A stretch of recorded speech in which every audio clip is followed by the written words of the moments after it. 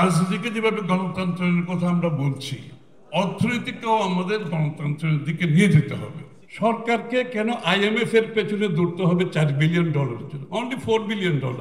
আমরা দেখেছি পৃষ্ঠপোষকতার যে বাংলাদেশে এবং অর্থনৈতিক কর্মকাণ্ডের থেকে বাংলাদেশের যে উন্নয়ন, অর্থনৈতিক কর্মকাণ্ডের কারণে যে অংশগ্রহণ, সেটা দেখা গেছে সেটার সুফল জনগণের কাছে না গিয়ে একটি গোষ্ঠীর কাছে গেছে, এবং একটা গোষ্ঠী এবং একটা অর্গানাইজড গ্রুপ যাদের শক্তির কারণে, যাদের পলিটিক্যাল এলিজিয়েন্সের কারণে, অ্যালাইনমেন্টের কারণে একটা সুবিধাভোগী রাজনীতি, একটা সুবিধাভোগী অর্থনীতি সৃষ্টি হয়েছে, এবং সেখান থেকে অর্থনীতির সুফল জনগণের কাছে না গিয়ে একটা গোষ্ঠীর কাছে গেছে, একটা অর্গানাইজড গ্রুপের কাছে গেছে।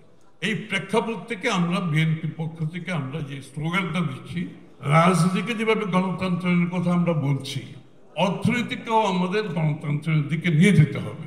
খালি রাজনীতিকে গণতন্ত্র করবেন, নির্বাচন করবেন, সরকার হবে, সংসদ হবে, সেটা কিন্তু সলিউশন হবে না। অর্থাৎ বাংলাদেশের অর্থনীতিতে বাংলাদেশের প্রত্যেকটি নাগরিকের একটা অংশগ্রহণ থাকতে হবে। জাতিকে প্রমিস করেছি, আমি সেটা পুনরাবৃত্তি করছি এখানে। ইনশাআল্লাহ উইল গো ফর, আমরা যাব 1 কোটি জবের প্রতি, এবং 1 কোটি job is not a political statement. আমরা কিন্তু ওয়ার্কআউট করেছি কোন সেক্টরে, কোন সেক্টর থেকে কত এমপ্লয়মেন্ট হবে, এর বিপরীতে বিনিয়োগ কি করতে হবে সেটাও আমরা ওয়ার্কআউট করেছি।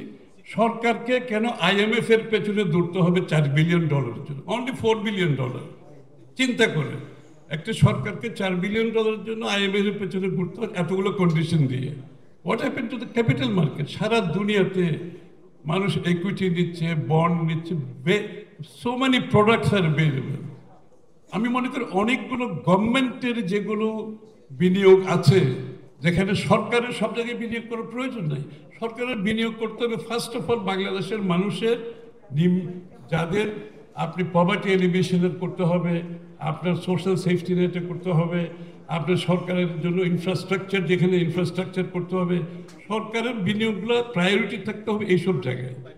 আমাদের অন্য বিনিয়োগগুলো ক্যাপিটাল মার্কেটের মাধ্যমে আমাদেরকে অনেকগুলো বিনিয়োগের সুবিধা আছে। ওই টাকা ছাপিয়ে ঋণ নিয়ে কোনো ইকোনমি সাস্টেনেবল হয় না। এনি ইকোনমি, যে কোনো ইকোনমিকে সাস্টেনেবল হতে হলে আপনাকে বিনিয়োগ, ইনভেস্টমেন্টের মাধ্যমে আপনাকে গ্রোথ করতে হবে।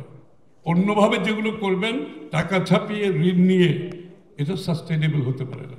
এই জন্য আমাদের টোটাল ফোকাসটা থাকছে বিনিয়োগের উপরে, দেশি বিদেশি, এবং এর মাধ্যমে 1 কোটি কর্মসংস্থান। বাংলাদেশের মানুষের সবচেয়ে চাহিদা, ইয়াং জেনারেশনের সবচেয়ে বড় চাহিদা হচ্ছে কর্মসংস্থান। আমি কর্মসংস্থান বলতে শুধু চাকরি বলছি না, আত্মকর্মসংস্থান। আমরা কিন্তু আত্মকর্মসংস্থানের উপর খুব বেশি জোর দিচ্ছি।